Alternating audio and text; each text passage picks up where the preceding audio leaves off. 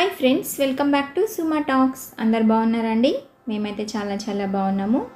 So ఇది Thursday పూజ చేసుకున్నానండి నేను మార్నింగ్. సో ఆ రోజు మేము నైట్ తిరుపతికి వెళ్తున్నామండి. ఆ వివరాలన్నీ మీకోసం. సో మార్నింగ్ అయితే పూజ కంప్లీట్ అయిపోయిందండి. కంప్లీట్ అయిన తర్వాత ఇంకా బ్యాగ్స్ ప్యాక్ చేసుకోవాలి. నేను కొన్ని ప్యాక్ చేశానండి పిల్లలై, ఇంకా నాది మా వారిది, ఇంకా అన్నీ ప్యాక్ చేయాలన్నమాట. సో చెట్లు చూడండి, చెట్లను చూస్తే మనకి మనసు ప్రశాంతంగా ఉంటుంది కదా. సో కంపల్సరీగా చెట్లను పెంచుకోండి ఫ్రెండ్స్. ఇంకా లగేజ్కి వస్తే చూసారు కదా, హాఫ్ సర్దాను, ఇంకా హాఫ్ సర్దాలండి. మేము మొత్తము నలుగురం అనమాట, పాప, బాబు, నేను, మా హస్బెండ్. సో మ్యాక్సిమం ఇందులోనే కవర్ చేద్దామని ట్రై చేస్తున్నాను. ఎక్కువ లగేజీ అయితే మళ్ళీ మోయడం కష్టం కదండి. సో అందుకనేసి ఇందులోనే మొత్తం సర్దేస్తాను. సో ఫ్రెండ్స్, నేనైతే రెడీ అయిపోయానండి. సో లగేజ్ ప్యాక్ చేయడం కూడా అయిపోయింది. మేమందరం రెడీ అయిపోయాము స్టేషన్కి వెళ్ళడానికి. సో లగేజ్ ఎంత తక్కువ ట్రై చేద్దాం అనుకున్నా అది ఎక్కువ అవుతూనే ఉందండి. సో మొత్తం 3 అయ్యాయి అన్నమాట. ఆటో కూడా వచ్చేసిందండి. ఇంకా లగేజ్ మేము బయట పెట్టేసి ఇస్తున్నాం. సో ఇంకా ఇప్పుడు స్టేషన్కి వెళ్ళిపోవడమే. ఫైనల్లీ స్టేషన్కి చేరుకున్నామండి. సో ట్రైన్ కోసం వెయిట్ చేస్తున్నాము. ఇది కాజీపేట అనమాట. సో మేము పద్మావతి ఎక్స్ప్రెస్ కోసం వెయిట్ చేస్తున్నామండి. 8 o'clock ఉంది, అది 8:30కి వస్తుందన్నారు. So waiting. ట్రైన్ అయితే వచ్చేసింది. సో ట్రైన్ కూడా ఎక్కేసాం మేము. మా వాడైతే సమోసా కూడా తినేస్తున్నాడు. మా పాప అయితే పైన అప్పర్ బెర్త్లో సెల్ ఆడుతూ ఉంది. సో ఇప్పటి పిల్లలకి టైంపాస్ ఓన్లీ సెల్ మాత్రమే అండి. మనము ఎన్నిసార్లు వద్దన్నా సరే సెల్ ఆడుతూనే ఉంటారు. సో ఇక్కడైతే చూడండి, ఇంకా మేము జర్నీ స్టార్ట్ చేసేసాము. సో మళ్ళీ మార్నింగ్కి తిరుపతికి చేరుకుంటామన్నమాట. 12 hours జర్నీ.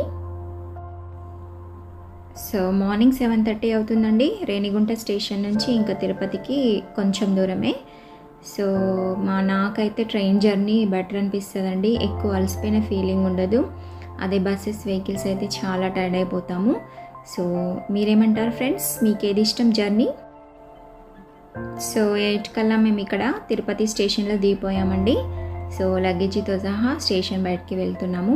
ఇప్పుడు మేము ఇక్కడ నుంచి బ్రేక్ఫాస్ట్ అలా చేసేసుకొని తిరుమల కొండపైకి వెళ్ళాలండి. సో బ్రషెస్ అన్నీ ట్రైన్లోనే చేసేసాము. బ్రేక్ఫాస్ట్ కోసం అయితే ఈ హోటల్కి వచ్చామండి. విజయవాడ వారి భోజనశాల అంట. సో బ్రేక్ఫాస్ట్ అయితే ఆర్డర్ చేసామండి. వెయిట్ చేస్తున్నాము. బ్రేక్ఫాస్ట్ చేసేసుకొని నెక్స్ట్ మనము తిరుమల కొండపైకి చేరుకోవడమే. సో ఇప్పుడైతే తినడానికి రెడీగా ఉన్నాము. ఆకలిస్తుందండి. సో చూసారు కదా, హోటల్ చాలా బిజీగా ఉంది, చాలా ఎక్కువ జనం ఉన్నారు. టిఫిన్ అయితే వచ్చేసింది. మా వారు మసాలా దోశ, మా వాడు ఇడ్లీ, ఇంకా మా పాప ఇడ్లీ వడ, నేనైతే ఊతప్పం ఆర్డర్ చేసుకున్నా అండి.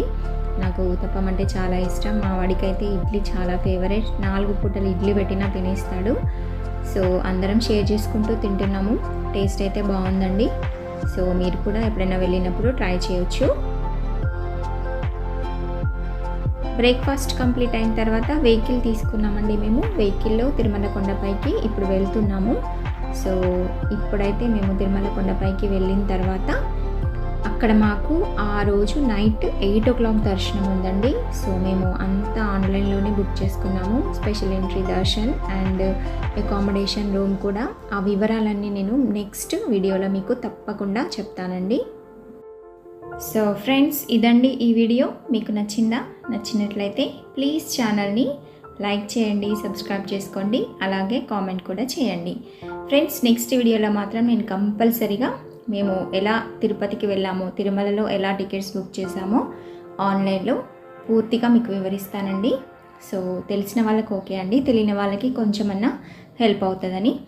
సో అంతవరకు థ్యాంక్ యూ ఫర్ వాచింగ్.